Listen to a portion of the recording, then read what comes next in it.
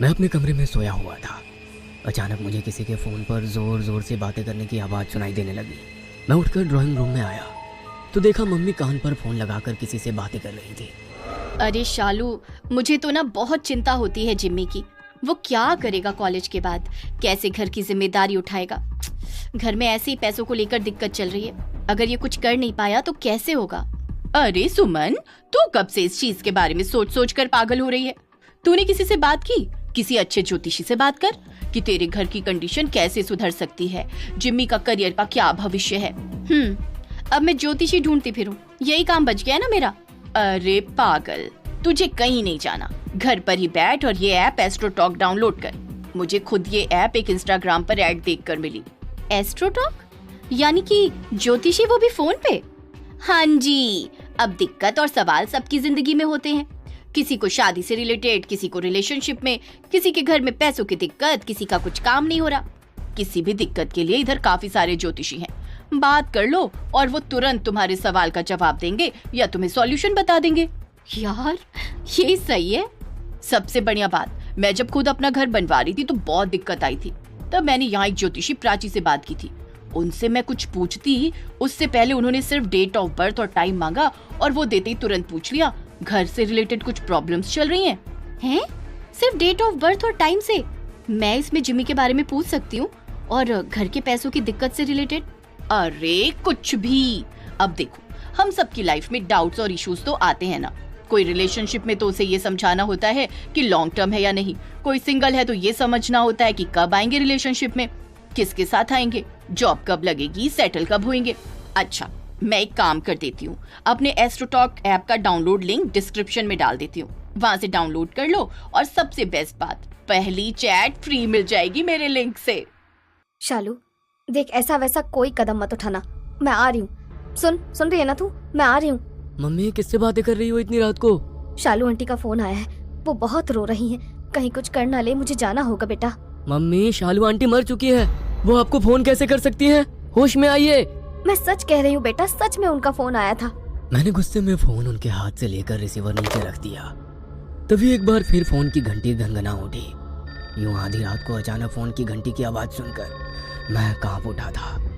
कांपते हाथों से मैंने फोन उठाकर हेलो बोला तो दूसरी तरफ से किसी औरत के सिसकने की आवाज सुनाई देने लगी।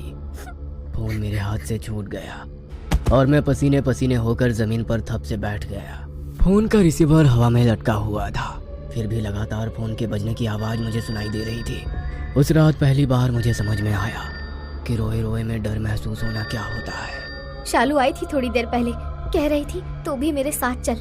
देख, तू उस दिन मुझे लेने नहीं आई, अकेला छोड़ दिया मुझे, लेकिन मैं तुझे अकेला नहीं छोड़ूंगी, अपने साथ ले जाऊंगी। मम्मी की बातें सुनकर मेरी आंखों के आगे अंधेरा छाने लगा था। साल 1898 की बात है। हम अपने बंगले नुमा घर में ठाट बाट से रह रहे थे। पापा का बिजनेस खूब फल रहा था। हमारे घर में किसी भी चीज की कोई कमी नहीं थी। मम्मी की एक सहेली थी शालू आंटी, जो हमारे सामने वाले घर में रहती थी। शालू आंटी अक्सर दोपहर के समय हमारे घर आती और मम्मी के साथ बैठकर घंटों बातें करती। मैं उस समय 12वीं में पढ़ता था। उनकी बातें समझने की ना मेरे पास समझ थी ना ही समय, लेकिन इतना जरूर समझ में आता था कि आंटी अक्सर मम्मी से बातें करते हुए रोने लग जाती थी। रात के समय उनके घर से अक्सर झगड़े की आवाज भी सुनाई देती थी।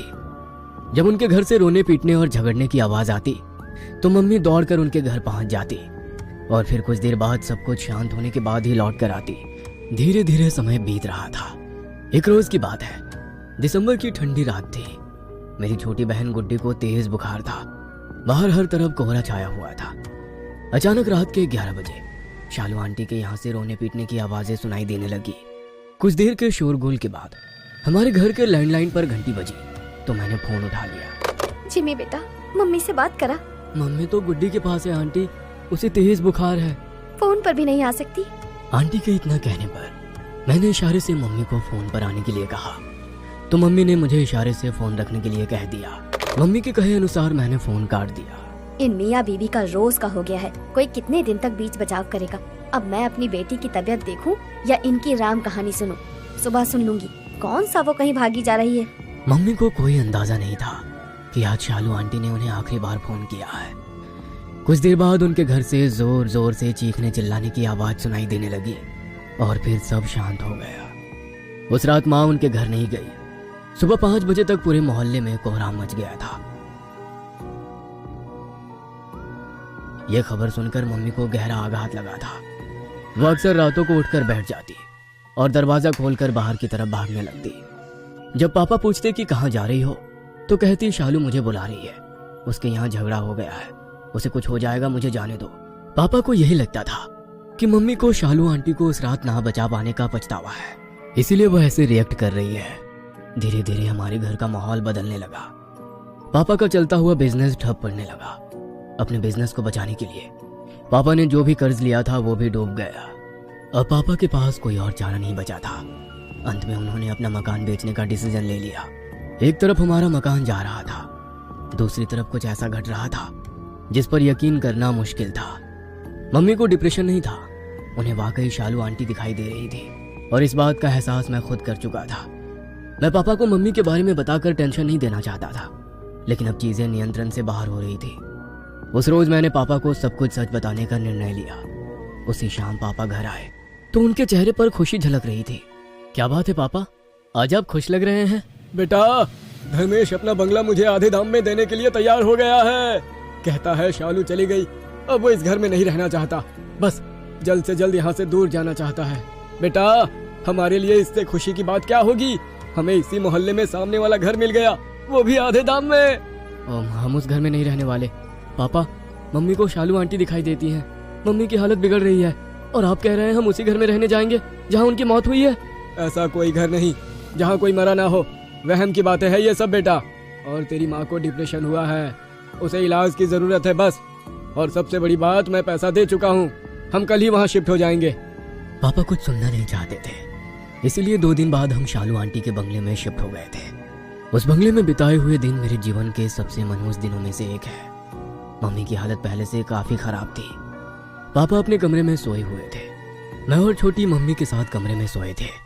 अचानक आधी रात गए हमें किसी के जोर जोर से चीखने और रोने की आवाज सुनाई देने लगी। ऐसा लग रहा था जैसे कोई किसी को बुरी तरह से मार पीट रहा हो। घबराकर मेरी नींद टूट गई। जब मैं अपने बिस्तर से उठा तो पाया कि बिस्तर पर छोटी बहन और मम्मी दोनों ही नहीं है और पूरे बंगले में अंधेरा पसरा हुआ है। मैंने टॉर्च उठाया और मम्मी और गुड्डी को आवाज लगाते हुए कमरे से बाहर की ओर जाने लगा। बेडरूम से बाहर निकलकर मैं जैसे ही हॉल में आया, वो नजारा देखकर मेरा कलेजा मुंह को आ गया। गुड्डी के बाल बिखरे हुए थे और वो अजीब से डरावने भाव चेहरे पर लेकर घूर घूर कर मम्मी को देख रही थी। मम्मी कमरे के कोने में खड़ी हुई सिसक रही थी। अचानक गुड्डी अजीब ढंग से दीवार पर चलने लगी। मम्मा, ये क्या हो गया गुड्डी को? मम्मा, होश में आओ। गुड्डी? गुड्डी नहीं है वो शालू है। ये क्या कह रही हो? मेरे इतना कहते ही गुड्डी ने अजीब सी नजरों से मेरी तरफ देखा और जोर जोर से हंसने लगी। फिर वो भयानक तरीके से उल्टी होकर हाथ और पैरों पर चलते हुए मम्मी के पास आई और उनके कान में आकर फुसफुसाते हुए कहने लगी, तू चलना मेरे साथ, नहीं तो मैं गुड्डी को ले जाऊंगी। गुड्डी की बात सुनकर मम्मी चक्कर खाकर नीचे गिर पड़ी और मैं डर से बुरी तरह से कांप रहा था। यह सब शोर शराबा सुनकर शायद पापा की भी आंख खुल गई थी और वो दूर खड़े हुए सब देख रहे थे। जैसे ही उन्होंने मम्मी को बेहोश होकर गिरते हुए देखा, वो दौड़ते हुए घर के मंदिर में गए और वहां से कपूर और गंगा जल उठाकर ले आए। पापा किसी समय में बजरंगबली की बहुत बड़ी भक्ति किया करते थे, इसलिए उन्हें कुछ उपाय पता था। पापा ने हनुमान चालीसा पढ़ते हुए कपूर जलाया और गंगा जल को कलश के चारों ओर 3 बार घुमाकर उस जल को गुड्डी के ऊपर छिड़क दिया। उसके बाद उन्होंने उस जल को पूरे घर में छिड़का और हॉल में वो कपूर जलता हुआ छोड़ दिया। पापा के उस उपाय को करने के कारण गुड्डी के ऊपर से शालू आंटी की आत्मा चली गई थी। गलती हो गई मुझसे, जो मैंने तुम लोगों की बातों को गंभीरता से नहीं लिया और इतनी बड़ी मुसीबत में अपने घर को फंसा दिया। अगर इस घर में हम ज्यादा दिन रहे तो कुछ भी अनहोनी हो सकती है। यह प्रेत आत्मा बहुत शक्तिशाली है बेटा। मैं अपने उपाय से कुछ देर के लिए तो उसे रोक सकता हूँ, लेकिन ये उपाय ज्यादा देर तक काम नहीं करेंगे। लेकिन पापा, वो बार बार मम्मी को अपने साथ ले जाने की बात कहती है। कहीं मम्मी को कुछ हो तो नहीं जाएगा ना? बेटा, मैं किसी ओझा से उपाय करवाता हूँ, कुछ नहीं होगा, तुम घबराओ मत। अगले दिन पापा एक ओझा के पास गए और ताबीज बनवाकर गुड्डी और मम्मी को पहना दिया। अगले कुछ दिन बहुत शांति से बीत गए। एक दिन रात के समय मैंने फिर से किसी की रोने की आवाज सुनी। मैं चौंक कर उठ बैठा और भागते हुए मम्मी के कमरे में पहुंच गया। उस समय पापा घर में नहीं थे। मम्मी अपने कमरे में आईने के सामने खड़ी होकर लाल रंग से कुछ लिख रही थी। मैं मम्मी के नजदीक पहुंचा तो देखा उनके हाथ की नस कटी हुई थी और वो अपने खून से शीशे पर लिख रही थी। काश तूने उस दिन मुझसे बात कर ली होती तो मैं जिंदा होती। मैंने आईने की ओर ध्यान से देखा। मम्मी के ठीक पीछे मुझे शालू आंटी का भयानक सफेद पड़ा हुआ चेहरा दिखाई पड़ा। मेरा दिमाग अब सुन्न हो गया था। कुछ समझ में नहीं आ रहा था उस पल में क्या करूं। मैं मम्मी मम्मी कहकर जोर जोर से रो रहा था। इससे पहले कि मैं मम्मी को बचाने के लिए कुछ कर पाता, मुझे गुड्डी के चिल्लाने की आवाज सुनाई दी। भैया मुझे बचाओ भैया, भैया। मैं दौड़ते हुए गुड्डी के कमरे में गया। गुड्डी कमरे में लगी हुई बालकनी की रेलिंग के ऊपर खड़ी हुई थी और उसका एक पैर हवा में था। गुड्डी, तुम वहाँ क्या कर रही हो? नीचे आओ बाबू। नहीं गुड्डी बेटा, नीचे नहीं कूदना। मैं गुड्डी के सामने गिड़गिड़ा रहा था। भैया मुझे बचा लो, मैं मरना नहीं चाहती भैया। गुड्डी को पकड़कर नीचे उतारने के लिए मैं उसके और नजदीक पहुंच गया। जैसे ही मैंने उसका हाथ पकड़ने की कोशिश की तो देखा वहां तो कोई था ही नहीं। गुड्डी, तू कहाँ गायब हो गई बेटा? गुड्डी। रात के सन्नाटे के अलावा बाहर और कुछ भी नजर नहीं आ रहा था। मैं वापस कमरे में आया तो देखा गुड्डी अपने बिस्तर पर आराम से सो रही थी। मैं भागते हुए वापस माँ के कमरे में पहुंचा, लेकिन तब तक देर हो चुकी थी। माँ जमीन पर मरी पड़ी थी और फर्श पर खून ही खून बिखरा हुआ था। लेकिन ये बात केवल मैं जानता था। उस रात माँ हमें छोड़कर चली गई। गुड्डी को गोद में लेकर मैं उसी समय वहां से निकलकर बाहर की ओर भागा। पापा हम सबको उस रात अकेले छोड़कर जाने के अपराध बोध से कभी बाहर नहीं आ पाए और गहरे डिप्रेशन में चले गए। उस काली रात ने हमारे पूरे परिवार को तबाह कर दिया।